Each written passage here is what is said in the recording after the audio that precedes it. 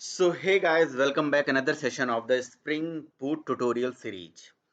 Guys, इस particular session में हम लोग बात करेंगे कि हम कंट्रोलर कैसे डिजाइन करें और एक वेब एप्लीकेशन यहाँ पे कैसे हम रन करें, राइट? अगर हम कोई जेएसपी पेज यहाँ पे रन करना चाहते हैं तो उसे कैसे रन करेंगे। तो गाइज, अगर आप ये सेशन मेरा पहली बार देख रहे हो तो मैं आपसे रिक्वेस्ट करूंगा कि मेरे चैनल की प्लेलिस्ट में जाइए और वहाँ स्प्रिंग बूट के जो भी प्लेलिस्ट आपको मिलेगी वहाँ पे जो भी मेरे सेशंस होंगे वहाँ से आप उसे पहले देख लीजिए। ये क्योंकि मेरा तीसरा सेशन है, बाकी 2 सेशन वहाँ पे आपको मिल जाएँगे। तो पिछले सेशन में जैसा कि मैंने आपको बताया था कि आप स्प्रिंग की जो इनकी ऑफ़िशियल साइट है startspring.io, यहाँ से जाके आप सिंपल एक स्प्रिंग एप्लीकेशन, हमने सिंपल सा एक स्प्रिंग बोर्ड की एप्लीकेशन बनाई थी और यहाँ से इसे डाउनलोड करा था, कुछ डिपेंडेंसी ऐड ऑन करी थी। फिर उस पर्टिकुलर प्रोजेक्ट को हमने डायरेक्टली यहाँ पे इक्लिप्स में इम्पोर्ट कर लिया था। और इस पर्टिकुलर प्रोजेक्ट में ऑलरेडी बहुत सारी चीज़ें थी, जैसे जैसे हमारे पास एक एसआरसी यहाँ पे बन के आता है जिसके अंदर इसकी एक मेन क्लास होती है जिसको हम सिंपल स्प्रिंग एप्लीकेशन क्लास बोल रहे हैं। ये सिंपल स्प्रिंग एप्लीकेशन क्लास, जिसको हम स्प्रिंग बूट एप्लीकेशन बोल सकते हैं, एक ऐसी एप्लीकेशन क्लास जिसके अंदर मेन मेथड होता है और उस मेन मेथड के अंदर ऑलरेडी कोई रन मेथड चलता है।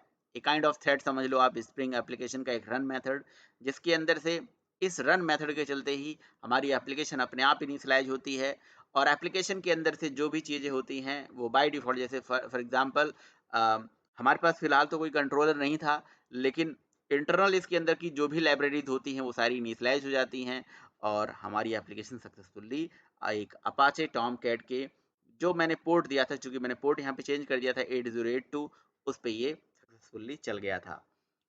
सो गाइज, अगर आप ये चाहते हो कि आप कोई जेएसपी पेज बनाइए तो सबसे पहले मैं आपको ये बताता हूँ कि spring boot web MVC application बनाने के लिए, वेब पे एप्लीकेशन बनाने के लिए आपको सबसे पहले अपना कोई एक कंट्रोलर क्लास डिजाइन करना पड़ेगा। क्योंकि देखिए, स्प्रिंग बूट तो कुछ अलग है नहीं, स्प्रिंग फ्रेमवर्क के का ही एक इन्हांसमेंट है। तो अगर आपने स्प्रिंग फ्रेमवर्क में कोई वेब एप्लीकेशन डेवलप कर रखी होगी तो बिल्कुल उसी तरह से आपको कोई वेब एप्लीकेशन यहाँ पे बनाना है। बस यहाँ डिफरेंस किस बात का है? डिफरेंस बस उसी बात का है कि यहाँ पे कॉन्फ़िगरेशन फाइल एक ही है जिसका नाम है application dot properties file, right? बस यही डिफरेंस है। बाकी यहाँ पे कोई एक्सएमएल नहीं बन रहा है, एनोटेशंस वगैरह सारे उसी तरह से यूज होंगे, राइट? तो वही चीज़ है। चलिए, आप अगर मान लीजिए कि मैं मान के चलता हूँ कि जी आपने एमवीसी भी नहीं बनाई होगी, तो आप यहाँ पे जाइए, राइट क्लिक करके और अपने पैकेज पे ही जाइए, एक क्लास बना लीजिए जिसका नाम आप दे दीजिए, let's say my controller class मैंने दे दिया, राइट? तो चूंकि यहाँ पे बेसिकली हम वेब एप्लीकेशन बनाने जा रहे हैं, तो एक वेब एप्लीकेशन पूरी एमवीसी को फॉलो करती है, तो इसके अंदर मॉडल व्यू कंट्रोलर सारा हमें बनाना पड़ेगा। लेकिन मैं बिना मॉडल बनाए और कंट्रोलर को डायरेक्टली आपको चला के दिखा दूंगा। देखिए, कोई भी क्लास, नॉर्मल क्लास को हम कंट्रोलर क्लास बोल सकते हैं जब उसके साथ हम क्या लगाएंगे, at the rate controller annotation, right? तो at the rate controller annotation जब आप लगाओगे तो यही सिंपल नॉर्मल क्लास एक कंट्रोलर क्लास बन जाएगी। तो जब भी ब्राउज़र से रिक्वेस्ट आएगी तो इसी कंट्रोलर के पास जाएगी और यहाँ पे कोई हमें एक मेथड क्रिएट करना पड़ेगा। लेट्स से मैंने हेलो वर्ल्ड के लिए हेलो मेथड क्रिएट कर दिया। सो हेलो नाम का एक मेथड होगा जो कॉल होगी। अब ये जो हेलो मेथड है, ये आपका एक काइंड ऑफ बिजनेस लॉजिक हो गया जहाँ पे आप लिखने वाले हो, एक एंड पॉइंट हो गया आपके लिए, है ना? टेक्निकल टर्म में उसे हम एंड पॉइंट बोलते हैं।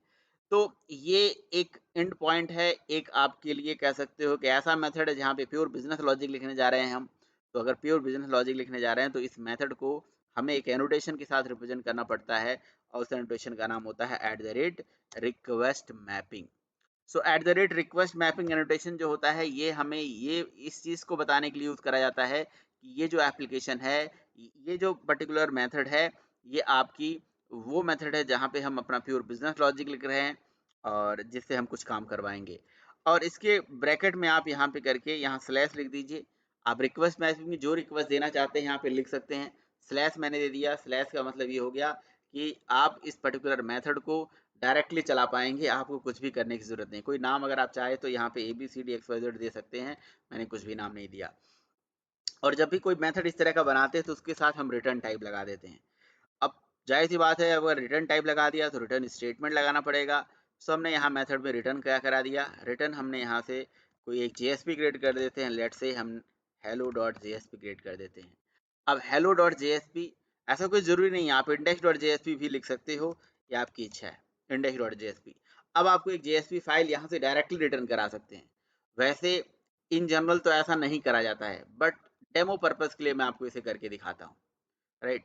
तो उसके लिए अभी हमें क्या करना पड़ेगा, इस SRC में जाके मेन के अंदर जाना पड़ेगा और यहाँ मेन पे राइट क्लिक करके एक फोल्डर क्रिएट करना पड़ेगा जिसका नाम होगा वेब ऐप, राइट। तो वेब ऐप नाम से फोल्डर होगा और उस वेब ऐप फोल्डर के अंदर हम अपना JSP बनाएंगे। देखिए ये मैंडेटरी है, आपको वेब ऐप फोल्डर के ही अंदर ही JSP बनाना होगा, अदरवाइज वो पिक नहीं कर पाएगा आपके JSP को। तो फिर आपका JSP हमारा एग्जीक्यूट नहीं हो पाएगा। तो यहाँ से हम लिख देते हैं index.jsp फाइल। क्योंकि मैंने नाम यहाँ पे रिटर्न इंडेक्स कराया था, इसलिए मैंने index.jsp दे दिया और इस JSP के अंदर हम स्क्रिप्टलेट टैग लगा के जो भी हमें लिखना है, राइट। लेट से मैं यहाँ पे out.println के अंदर लिख देता हूँ hello spring boot application, right. ऐसे मैंने लिख दिया। सो ये हमारी एक सिंपल एप्लीकेशन हो गई। अब ये एप्लीकेशन क्या मैं अब रन करूँ तो प्रोजेक्ट यहाँ से ये रन हो जाएगा, सब कुछ हो जाएगा? नहीं, देखिए अब आपको क्या करना पड़ेगा, कुछ कॉन्फ़िगरेशनल चेंजेस भी करने हैं, कुछ आपको प्रॉपर्टी ऐड करनी है। देखिए ये स्प्रिंग बूट बाय डिफ़ॉल्ट इस तरह से आप एप्लीकेशन जब बनाओगे तो ये चलने नहीं देगा, राइट। तो आपको 2-3 चीज़ें और करनी पड़ेंगी यहाँ पे। कुछ डिपेंडेंसी है, जैसे आप स्टार्टर वेब की डिपेंडेंसी है, दैट्स फाइन। अभी कनेक्शन तो यूज भी नहीं हो रहा है। आपको कुछ डिपेंडेंसी चाहिए जो कि आप नेट पे भी जाके ऐसे गूगल करके आप सर्च कर सकते हैं। मेरे पास वो डिपेंडेंसी पहले से पड़ी हुई है। जैसे सबसे पहले जो डिपेंडेंसी होती है वो है जैस्पर की डिपेंडेंसी, राइट। तो आपको टॉमकैट जैस्पर की डिपेंडेंसी ऐड करनी पड़ेगी। अब ये जो डिपेंडेंसी होती है टॉमकैट जैस्पर की डिपेंडेंसी, ये डिपेंड करता है कि आपका जो टॉमकैट का वर्जन है वो क्या है। जो वर्जन आपका होगा वही सेम आप डिपेंडेंसी इसके अंदर ऐड ऑन करेंगे। तो देखिए मैं आपको दिखा देता हूँ कि वर्जन आप कहाँ से देख सकते हैं। देखिए मैवन डिपेंडेंसी में जब आप जाएंगे तो आपके पास जो एम्बेडेड अपाचे टॉमकैट है, तो ये अपाचे टॉमकैट का जो वर्जन है, देखिए एम्बेडेड जो ईएल है ये 9.0.46 है, राइट। तो आप यही सेम वर्जन का यहाँ पे डिपेंडेंसी रख सकते हैं। तो मैं इसे कॉपी करूँगा और इसे बंद कर देता हूँ। तो ये एक सबसे इम्पॉर्टेंट डिपेंडेंसी है। यहाँ जैस्पर की जो डिपेंडेंसी है ये आप ऐड कर दीजिए। मेरे केस में 46 है तो मैं 46 लेता हूँ। मैंने लोअर भी ले लिया था तो हो गया था, कोई दिक्कत नहीं है। अब 45 भी चल जाता है। सो ये एक छोटी सी डिपेंडेंसी आपको करनी है। अब आप गूगल पे भी आप चेक कर सकते हैं, आप सीधे लिख लीजिएगा जैस्पर मैवन डिपेंडेंसी। आप ऐसे सर्च करके आप वही सेम डिपेंडेंसी आप यहाँ से लाइए, आप ऐड ऑन कर दीजिए। बस वर्जन आप यही याद रखिएगा, जो आपके टॉमकैट का वर्जन होगा वो आप वर्जन यहाँ पे रखिएगा। तो एक हो गया jasper, spring boot starter, web, ये सारी डिपेंडेंसी तो मेरे पास ऑलरेडी हैं। बस आपको यही एक छोटी सी डिपेंडेंसी ऐड ऑन करनी थी, दैट्स इट। ये एक छोटा सा काम करना था।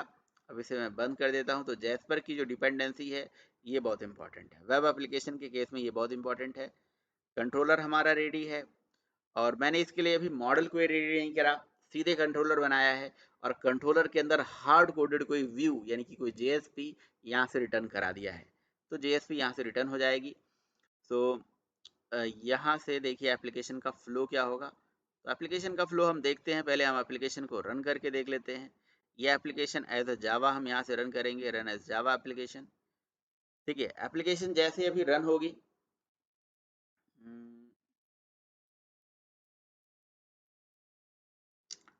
ओके, ओफ, अगेन ऑलरेडी न्यूज़ आ गया। क्योंकि देखिए मैंने शायद सर्वर यहाँ से टर्मिनेट नहीं किया था। तो आपको इस बात का ध्यान रखना है कि अपने सर्वर को बंद कर देना है, क्योंकि उस पर्टिकुलर पोर्ट पे दोबारा तो सर्वर नहीं रन हो सकता है, राइट। तो आप क्या करिएगा, रन एज यहाँ से कर लीजिएगा जावा एप्लीकेशन, दैट्स फाइन। अब यहाँ से आप देखते हैं, ओके। तो ये परफेक्टली हमारी एप्लीकेशन मतलब डिप्लॉय हो गई है सर्वर के अंदर सक्सेसफुली। अब हम यहाँ से इसको जस्ट एंटर मारेंगे, राइट। तो जैसे हम एंटर मारेंगे तो हमारा हेलो वर्ल्ड एप्लीकेशन यहाँ पे रन होके आ गया। गाइस यहाँ पे हुआ क्या हुआ, ये कि जैसे आपने यहाँ से रिक्वेस्ट करी, इस पर्टिकुलर ये जो रिक्वेस्ट गई, ये स्प्रिंग बूट का मतलब स्प्रिंग बूट देखिए आप स्प्रिंग बूट कुछ मत समझिए, आप यही समझिए स्प्रिंग बूट ने हमें एप्लीकेशन को बनाना बस आसान कर दिया, है ना? बाकी सारी कहानी तो स्प्रिंग फ्रेमवर्क की ही चलेगी, स्प्रिंग एमवीसी की चलेगी। तो नो डाउट अगर आप स्प्रिंग एमवीसी को यहाँ पे पूरा पढ़ो तो आपके लिए बेटर होगा, या आप स्प्रिंग एमवीसी पहले पढ़ लो उसके बाद यहाँ पे वही सेम एप्लीकेशन बनाओ तो वो भी आपके लिए बेटर होगा। तो मैं स्पेशली जो है ना स्प्रिंग फ्रेमवर्क के अंदर जो एमवीसी के जो मॉड्यूल्स हैं वो उसके उसके अलग सेशंस आपको बनाऊंगा और वो में आप उसको डिटेल में समझाऊंगा कि कैसे कैसे कहानी होती है। ठीक है, तो जब आपने रिक्वेस्ट करी तो रिक्वेस्ट में आपने कुछ भी नहीं लिखा था, बस आपने आपने लोकल होस्ट और पोर्ट नंबर लिख के एंटर मारा। तो ये रिक्वेस्ट स्प्रिंग के फ्रंट कंट्रोलर के पास गई और उस कंट्रोलर के माध्यम से हमारी ये कंट्रोलर क्लास कॉल हो गई, राइट? ये जो क्लास है, ये कंट्रोलर क्लास है, ये आखिर ये पता कैसे चला? एनोटेशंस लगे हुए हैं जिसके थ्रू स्प्रिंग खुद ही समझ गया कि भैया ये एक कंट्रोलर क्लास है। और उसके बाद स्लैश करके यहाँ पे इस पर्टिकुलर यही मेथड कॉल होना है, क्योंकि मैंने इसके साथ कुछ यूआरएल पैटर्न नहीं बताया। लेट से मैं यहाँ स्लैश करके हेलो लिख देता, राइट? स्लैश करके मैंने हेलो लिख देता। अभी मैं इसको बंद कर देता हूँ, दोबारा मैं एप्लीकेशन चलाऊंगा तो अब ये बेसिकली डायरेक्ट चलाने पे नहीं रन होगा, अब आपको मैनुअली हेलो जाके लिखना पड़ेगा।